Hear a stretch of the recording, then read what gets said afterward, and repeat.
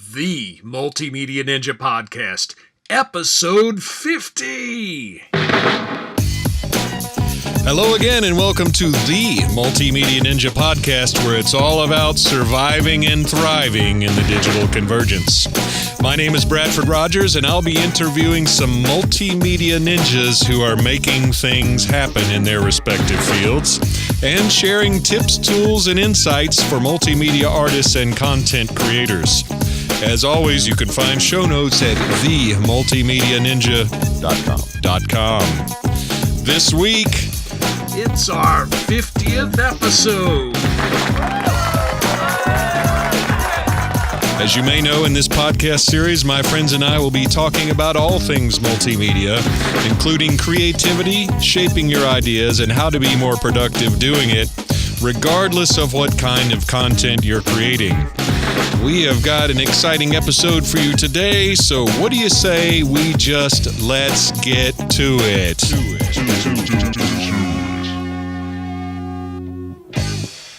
Hello and welcome to another edition of the Multimedia Ninja Podcast. So glad you could join us. I am here aboard Jacie Sails, and apropos of our episode a couple of times ago, we're going to go zen because I got a lot of actual paid work this week, and it is Grammy nomination time, so I am just chock full of trying to make sure as many people as possible are aware of Timothy P. Green's record, Birds Had Flown.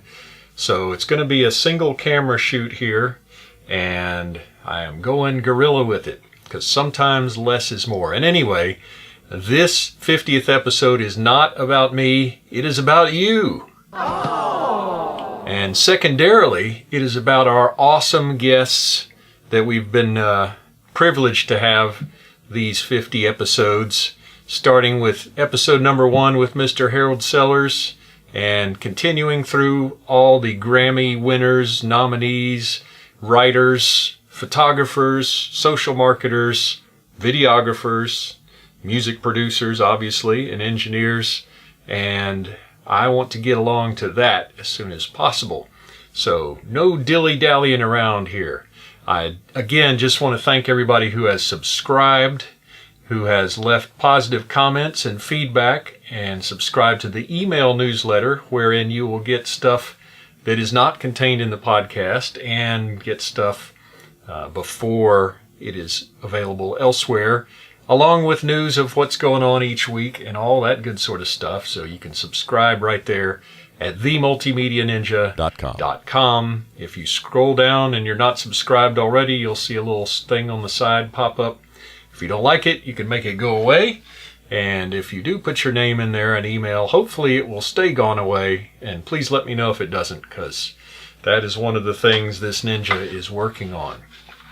So I've been down here on the boat and trying to get some things done. I thought I was going to get some work done, do the podcast, and go sailing a bit. The sailing hasn't happened because we have a issue in the exhaust, where the previous gentleman that helped me fix the exhaust said that I could take the muffler out and just run a hose directly from the exhaust elbow on the diesel engine to the outlet through the hull.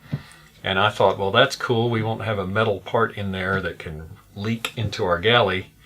And turns out that although it sounds cool like a Harley, there is a huge danger that water will back up through that hose into the engine and kill the engine. So I am waiting on Crazy Bill to come back out this morning, who is a different mechanical sort of chap and who does a lot of big work on large boats, who is advising me on how to fix this and do it properly. And hopefully by the weekend we will be able to do a little sailing. And by we, I mean me and Jacie Sails, the boat, which is a 37-foot Hunter 1983 Hunter Cherubini cutter rig with a little staysail in between the jib and the main, in case anybody's taking notes on that. And I just thought I'd mention one of our guests, who is the first guest I wanted to highlight since I'm aboard Jacie Sails, has been one of the 2 guests that have taped podcasts. I say taped, have recorded podcasts aboard here And this one actually happened to have video. And this gentleman is a location audio expert and brought a lot of gear, and we actually got some environmental or sound effect sounds of Jacie Sails in multiple channels, and shotgun mics and ambient mics and engine noise and water noise and sail noise and all kind of cool stuff. And as it turned out, this leak from the muffler that was removed, couldn't figure out why the galley, which is the kitchen area, kept filling with water when we're underway. And the reason was that there was a pinhole leak in this muffler on the side away from where I could see it, and it would leak into the galley. And thankfully our friend Captain David had helped me drill, well, I supervised. He drilled a hole in the engine pan to let it drain into the main bilge in case seawater should back up into there or fill, or there's lots of ways water can get places. So he actually let it where it can go into the main bilge. And had he not done so prior to our next guest's appearance, our next guest's gear and mine would have been sitting in a bunch of water on the floor probably. As it was, I had a little scare because I saw there was some water coming into the galley where all this expensive gear was sitting on the cabin sole, i.e. floor. Anyway, we escaped unscathed, and I was able to do some segments audio and some of our first video segments with our next guest, who is audio location recording expert for games, television, film, you name it, Mr. Watson Wu. Yes, and I will just go ahead and play you a segment from our episode that we taped right out here on Boca Ciega Bay aboard Jacie Sails, and this is about, for all you Tim Allen types out there, recording guns for video. So let's talk about weapons and games. Yeah.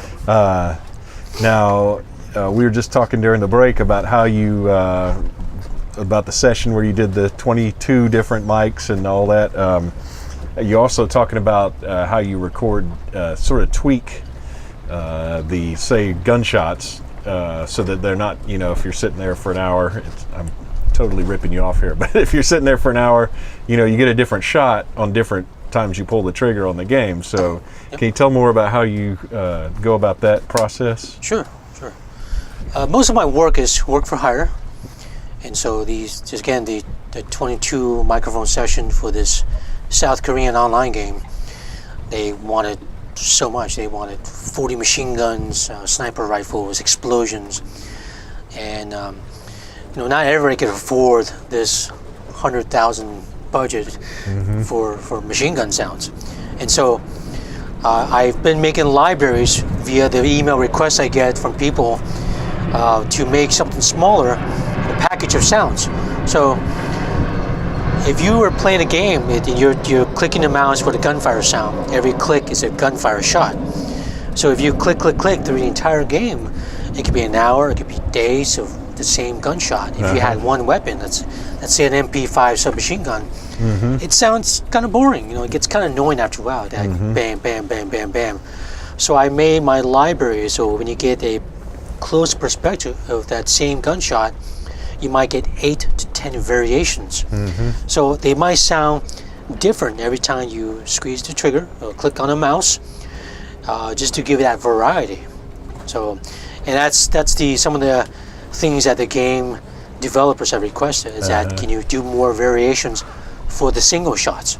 Because if you do it like a Magnum, bam, bam, bam, bam, bam, bam, bam, machine gun, it sounds interesting. It's big and pretty. It's exciting. But if you do single shot, bam, bam, it's quite boring. So that's why they had me do the variations per shot for close, medium, far, and incoming perspectives. And you mentioned changing the angle of the mic and the EQ for different shots, just to give it a little different thing for each one. Exactly. Depending on who I'm working with, some of the gun guys are very with it. They have good ears. They will change the angle where they're shooting. So they might shoot here, shoot there. If they're not that with it with regarding sound, I might go up there and just change the angle of the microphone slightly. That way, that close perspective is going to sound slight difference enough that you're going to say, "Oh, that sounds great." It's just almost like a chef making a fantastic meal. If I just tweak it a little with the seasoning, it's going to make a world of difference.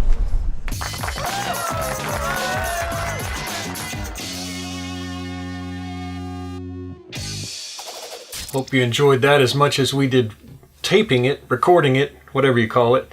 And just goes to show you that sometimes you need to be able to improvise, as we did on that shoot. And as I'm doing today, and I don't know if I mentioned, I'm actually using the Rode Video Mic Pro that, is it Pro 2? I think it's Pro 2, that Watson recommended in one of his other clips, which you can go back and look up at themultimedianinja.com.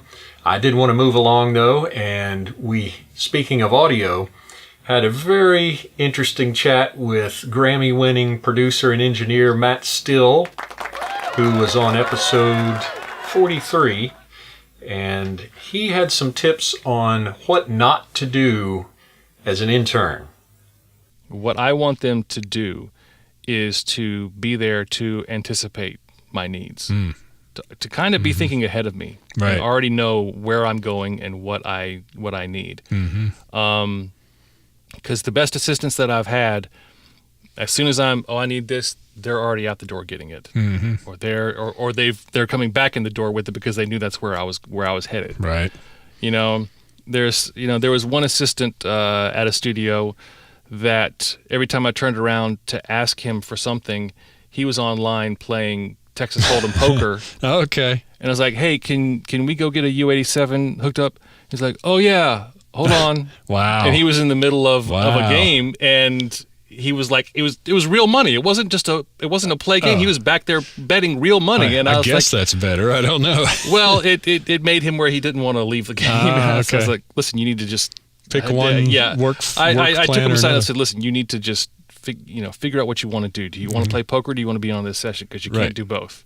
I said, I need you there with me, because I can't sit around and explain to you what I just told Elton or the band or whoever it is that I'm recording. Right. You need to be listening to what I'm saying to them and figuring out where I'm going and kind of anticipate my needs and be on top of things. Hang on, I think I got a flush. Yeah. Oh wait. Uh-oh. So as an assistant engineer, anticipate the engineer's needs. And you had a story that I'll just let you.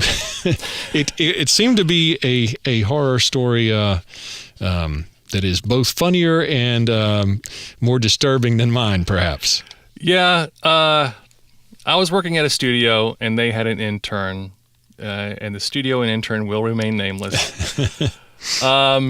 He had the uncontrollable urge to pleasure himself in the bathroom. Oh dear, that's not good. And it wasn't, and it was not a private bathroom. I mean, there were several stalls, and so more than one person would be in there at a time at any given time. And one time I walked in, and I guess he didn't notice that I walked in, and I could hear him in the middle of the act. That's not good. And yep. So I go out and I get with the studio manager, and I'm like, listen, your boy's in there, kind of doing something inappropriate. Yes. And I'm cool with it, whatever. But some clients might not, dig may that. frown upon this. Yeah, practice. they may frown upon this. And the thing was, they said, we talked to him about this. So it was apparently an ongoing situation, and they knew about it, and they had talked to him about it, and apparently he could not control himself. But that was actually the last time I ever saw him. So I guess he was, they finally said, okay, you obviously have some sort of issue going on, so you need to just go take care of that, and 15 times and you're out of here. Yeah, have a nice life. So wow. I posted on the Atlanta recording community. I said, one useful tip for interns, don't masturbate in the bathroom. Yes, that one gets the award. Well, that's definitely how not to be an intern. Apropos of actually a good story, I don't know where apropos came in there. That's kind of a misuse of that. Don't use the wrong words when the right ones work. But along the lines of, by way of, we'll go with that. By way of how a good intern should be, I invite you to meet Sis, aka Sizwe Gobashe, my long-suffering assistant. Thanks to Brad McDonald at SAE for hooking us up. He has been helping me produce every episode for the last, 2 or 3 months, other than this one, which was a little different. He will be back on our schedule next week. I gave him a bit of a break from my OCD tendencies, but here's Sis. Suffice to say, you've been here and you've been there, and you have a civil degree in what from where? A civil engineer. A degree. A public administration degree, okay. An industrial sociology degree. Right. So that's what most multimedia guys have. Of course, that's where we all start. Yeah. Before we get into it. Right. But yeah, it's kind of started off doing that. Went to college, really didn't know what I wanted to do. And that's from Georgia Tech, right? It's not from Georgia Tech. Close. Yeah, okay. From Cape Town, South Africa. Yeah, that's what I'm talking about. Yeah, so my family's from South Africa. I was born and raised out here, but so I decided to go out there. Oh, gotcha. For college, yeah. So you were here growing up. I was here growing up. Went there to college. And then after getting the public administration degree, if I remember right, then you decided to come back here. And why? What was up with that? Well, I was out there, and I started working. I was working at a public relations firm, do a lot of stuff like that, and I started just missing it out here. Honestly speaking, like I was making good money working out there, but it was just certain things that I missed, and just certain things that I wanted to do that really I always kind of had media related stuff in the back of my pocket, but I never went for it as such. Right. And so coming back here was kind of like me. I felt like I had more avenues to do that. Gotcha. And you got to SAE, which is, in case I just glanced over that before, that is the Audio Engineering and Production School worldwide, but you came to the Atlanta. To the Atlanta one. Yeah. How did you get through Brad McDonald at SAE to all this mess? That's a good question. Well, after I went to SAE, I got back in the kind of working world again, and I've always for the last few years been halfway kind of doing audio and stuff like that. So I finally reached out. I called Brad and said, "Hey, listen, I want to leave my job. I'm tired of being in a cubicle. I want to really do this thing. I got this degree. Right. I'm not really using it like I'm supposed to, and I finally want to kind of dive all the way in." And I told him to kind of, if he sees anything that I can kind of do while I'm still working and stuff like that, please send it my way. And then that came across this opportunity. As soon as I saw it, jumped on the scene right up my alley in terms of what you were doing. So thank you very much, Sis, and we will be back after this short word about Mr. Timothy P. Green. Hey, Timothy P. Green here. Are you tired of listening to the same old shit? I know I was. Just put in your email address and get access to some of the freshest new music you've heard in a long time. Let's have a party!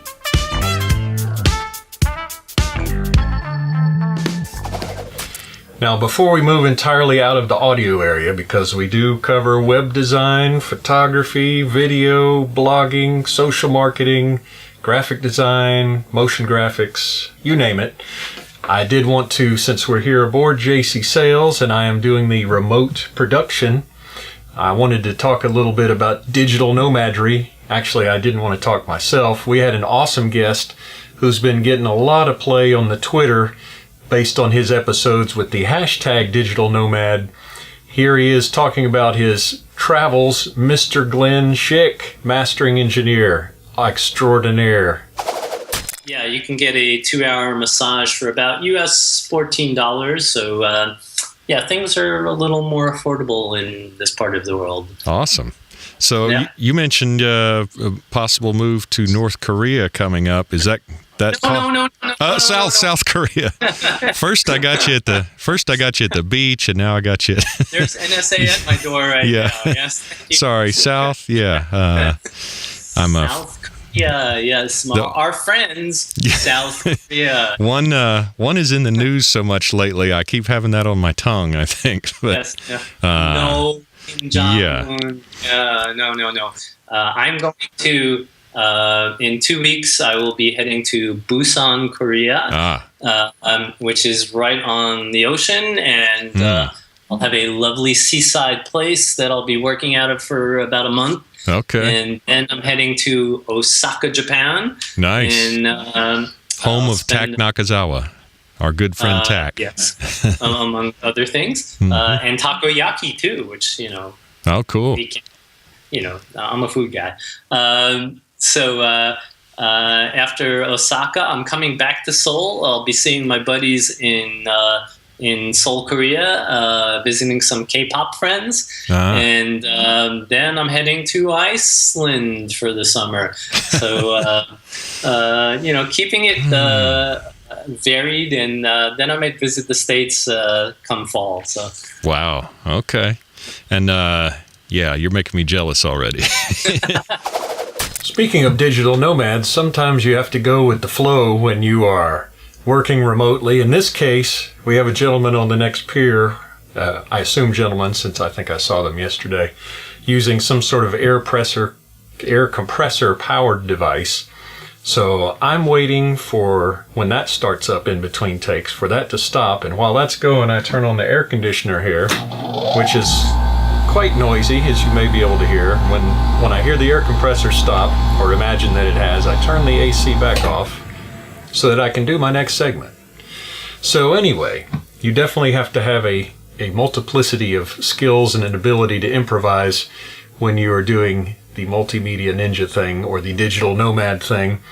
Our first guest on the Multimedia Ninja was shooter and editor and musician who's on Timothy P. Green's record on congas, Mr. Harold Sellers. And apropos of our episode on Zen that we just did a couple of episodes ago, and less is more, and also the whole principle of organization that Sis will be familiar with from working with me these last couple of months, and being somewhat OCD is a polite way to put how I tend to be sometimes.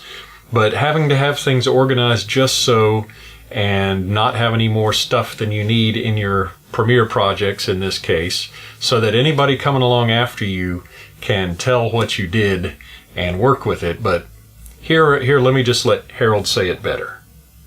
I look at my sessions like this. I try to keep things to where if somebody came by, if I fall out today and disappear off the earth and somebody has to take over, I want them to be able to look at that and understand it. Right. I don't know how many projects I get handed off to me, and you look at the timeline and you're like, oh my God, what is this? Why it's video? Why is there 82 tracks of audio and 72 layers of video for a 22-minute episode? What is going on here? It's amazing how some people edit these days. I try to keep mine to the minimum. Right. Simple, less is more.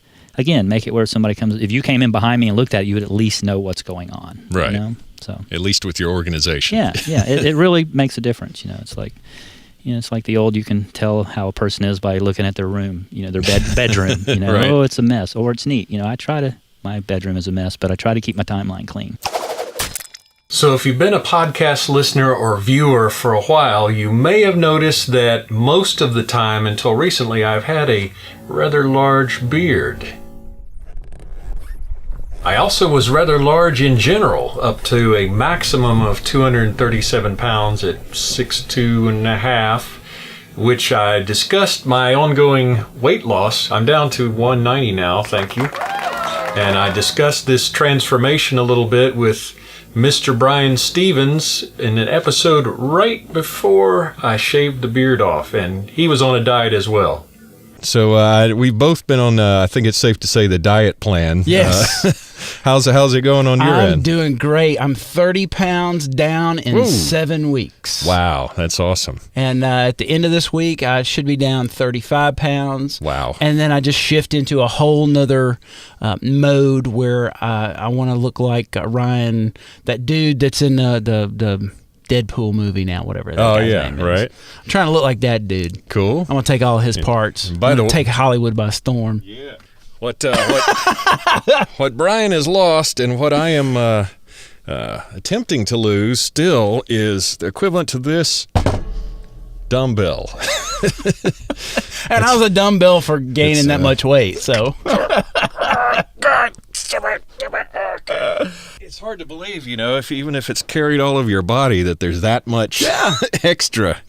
And for me, that was a lot of the reason to lose weight was I just felt like I was carrying way too much. Right. Mm-hmm. And especially when you have crazy schedules, long hours, 16 to 20 hour days, back to back to back, and you normally just eat whatever's in front of you. Mm-hmm. It's easy to get that way, and all of a sudden you get a month deep into work and you just feel like somebody beat you with a bat. Right. Mm-hmm. And the past year, I kind of went through a thing where I got sick like 2 or 3 days. I'd have a flu or a cold or something. I never get sick. This past year, like 2 or 3 times. And it was just from running myself down. So I thought, it's time for a lifestyle change. Right. That's more than you wanted to know. No, that's good. You asked me what time it was, and I told you how to make a watch. No, I'm all into that. And you're also doing the 4-hour body thing, yes. right?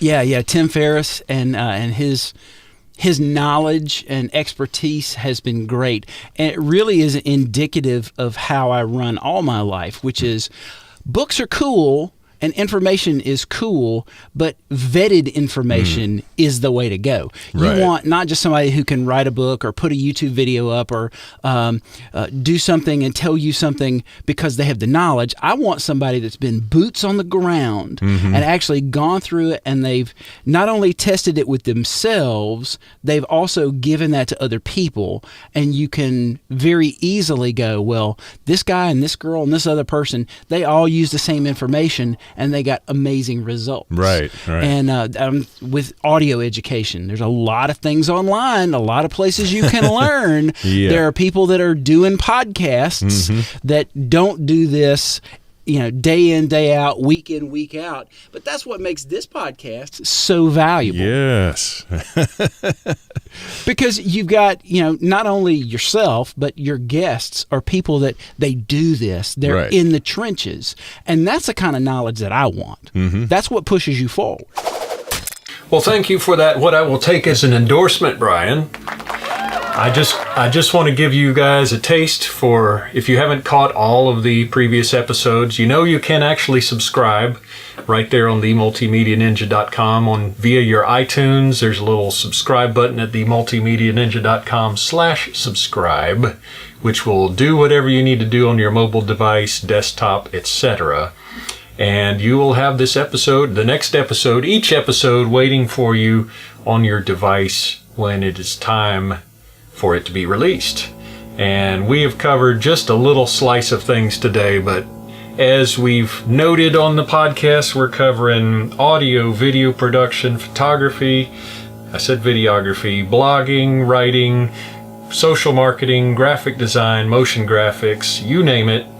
And I hope you will continue to join us. Thank you again so much for making themultimedianinja.com over 10,000 episodes downloaded, and looking forward to many more episodes.